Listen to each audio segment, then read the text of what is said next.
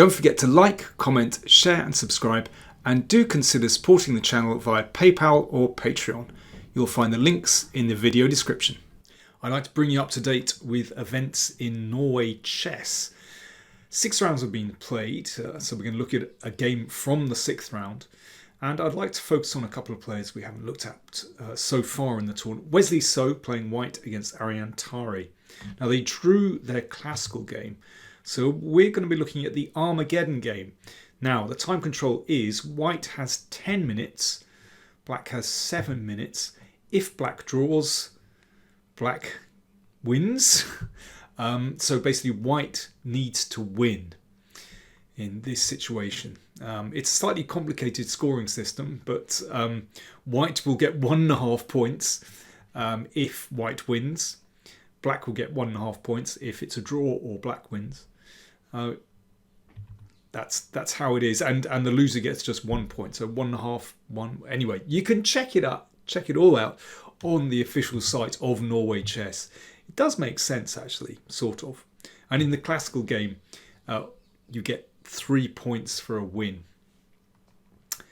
Anyway, let's look at this opening. Now, this interested me particularly because this was a system that I looked at in one of my Patreon opening surveys about 6 months ago. So this is known as the Tarrasch, and the old main line of this was bishop e7. So both sides castle. You can take on c5 here, but let's say bishop g5. And this is a line, this is kind of the starting point of the main line. This was something that Kasparov played with black and had some success with it in the early 80s. And then he got beaten up by Karpov in the World Championship match and didn't play it again. But let's come back here. So bishop e7, old main line.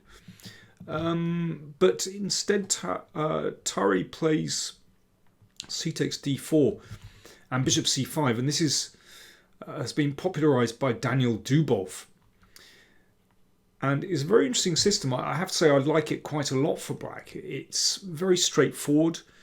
Black just gets pieces out very quickly and offers chances to get the initiative for black. You've got to be prepared to give up a pawn.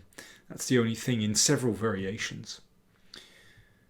Wesley plays knight b3, which is the most popular move. And here the main line is castles. And bishop g5 and rook e8. And basically black does get play against that pawn on e2. As I said, I investigated that in some depth in the Patreon opening survey. But the other way for white to play is to take on d5. So white just wins a pawn. So you could say this is the acid test of this variation. I mean, if white can get away with taking a pawn, well, why not? But it hasn't been as popular as castles. Not many players have risked this. And here Tari plays bishop e6, and I think it's probably the best move. However, you can just castle kingside here. It's another way to play. Anyway, bishop e6 played. The whole idea of this is that simply black has a lead in development. You know, if white exchanges here, for example, I mean, black's pieces are superbly placed. This knight is really out of play. There's some pressure here. Black's rooks are going to come into the middle.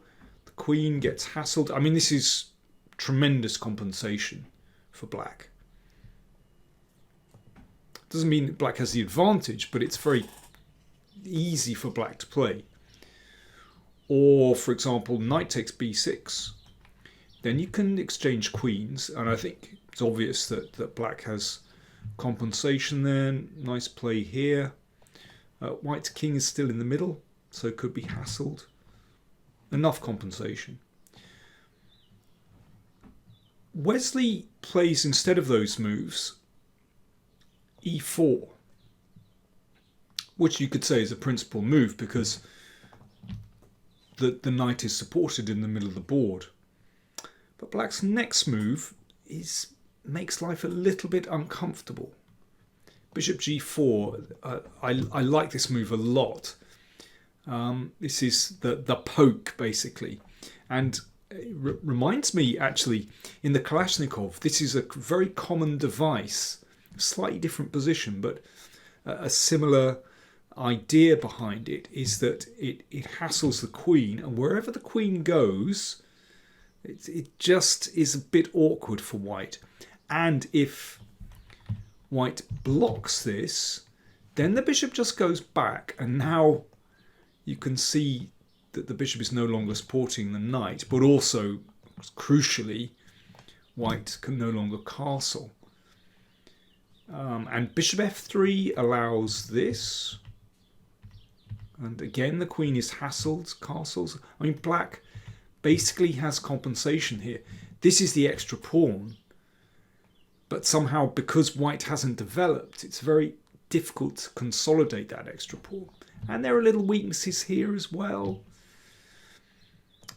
So what should white play? Well, computers recommend queen c2. This hasn't, I think it's only been tested in one game. But even so, black still has compensation here after rook c8. Again, it's that problem that the queen is hassled wherever it goes. Queen d3 has also been tested a few times, but once again, that is quite tricky. Wesley plays queen d2, which looks incredibly awkward as the queen treads on the toes of that bishop. But it's possible the queen is looking to come out here. It's all about just trying to find a safe square for the queen, really, where it doesn't get hassled. Tari exchanged. And here the best move is to play queen takes, but this gives black pretty decent compensation. Similar kind of thing as we've seen before, except the queens are off. This bishop is very good. These pieces are excellent. It's not so easy for white to develop, and there are lots of weak squares here as well. That, you know, this knight might fly in to one of these squares. Good compensation for black. But instead, Wesley took on d5, and this,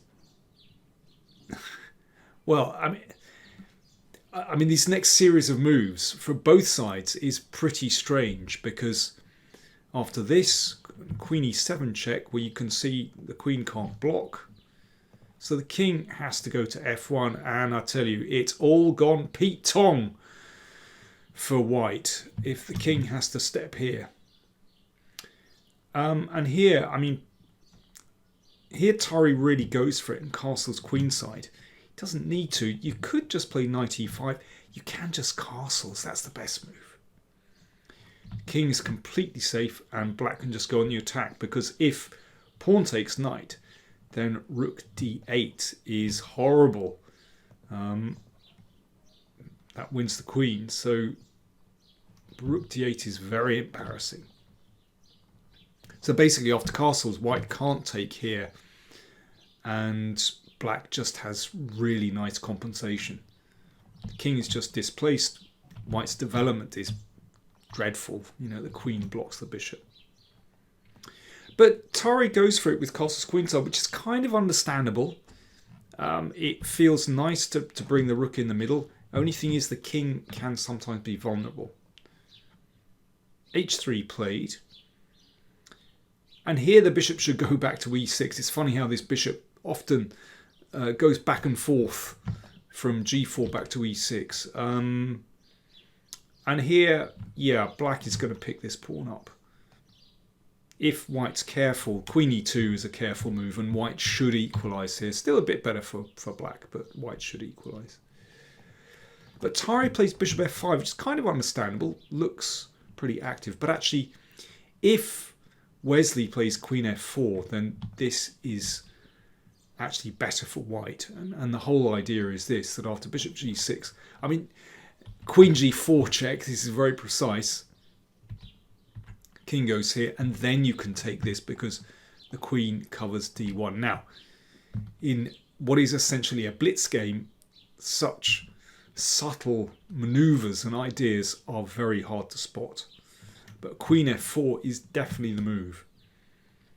But Wesley took on c6, and this should be winning for black now. Okay, I'll hand it over to you. I'll even flip the board for you. I don't know if that confuses you. Black to play. What would you play if you had black here? Black to play. What's black's best move? I'll have a slurp of tea. You have a little think.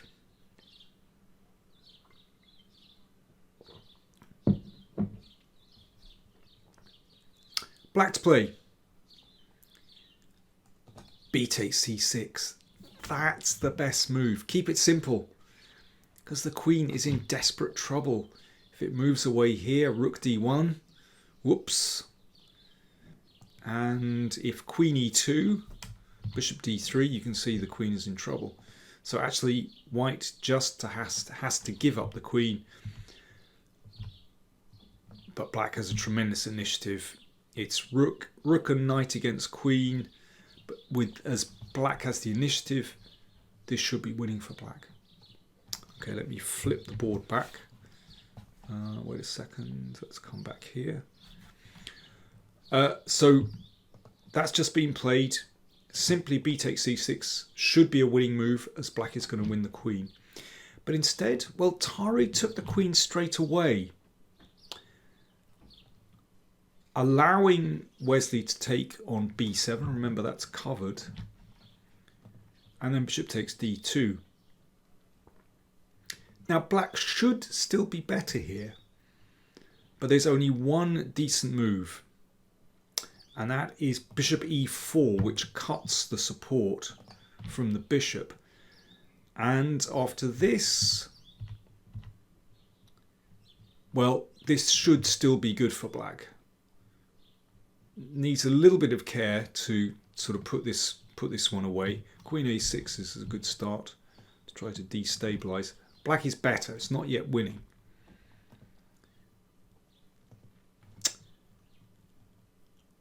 But here, Tari plays a really careless move. I don't think he appreciated the danger. Bishop e4 has to be played. He played a6, giving the king a square. But after rook e1, now it's not possible to exchange off this bishop, and the king came to g1. This is very nice, actually, from Wesley. The king just steps over to a nice safe spot, and the material balance, rook and knight against the queen, but white has that incredible pass pawn, and this should just be winning for white.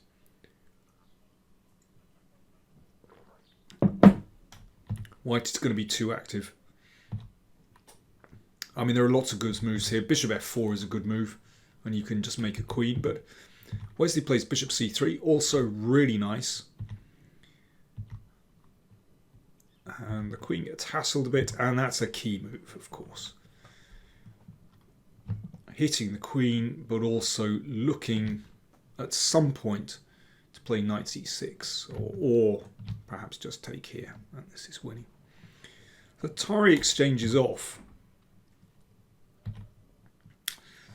Wow, look at that bishop pair together with that pawn. It looks amazing. Wesley was very careful at this moment. He repeated the position a couple of times. I mean, I think there are many ways to win this position. He just wanted to make sure everything was fine. There's no harm in that. Just kind of clarifies the situation. And then he gave up rook for bishop, and this is very nice, actually. And again, he repeated. You just had the feeling he was enjoying himself here. And before he sort of went for a really decisive continuation, he grabbed another pawn. I mean, this is really quite cheeky, actually. And again, repeated. And here he played rook f7. I think, to my eyes, the most attractive way of finishing is to get a queen and then give a check. So this is forced, the rook has to block, and then rook f8 with the idea rook a8 bait. In this case, black has to give up the queen, and that's obviously completely lost. But Wesley played rook f7. He's really enjoying himself with the idea of b8.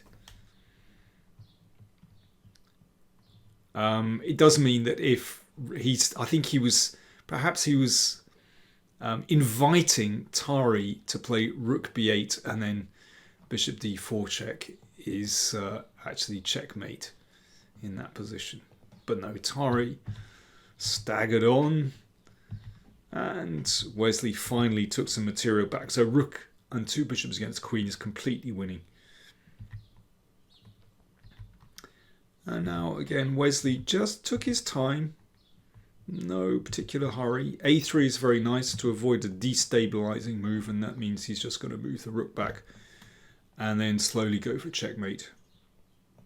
Queen e2, bishop d4, e5, rook e7.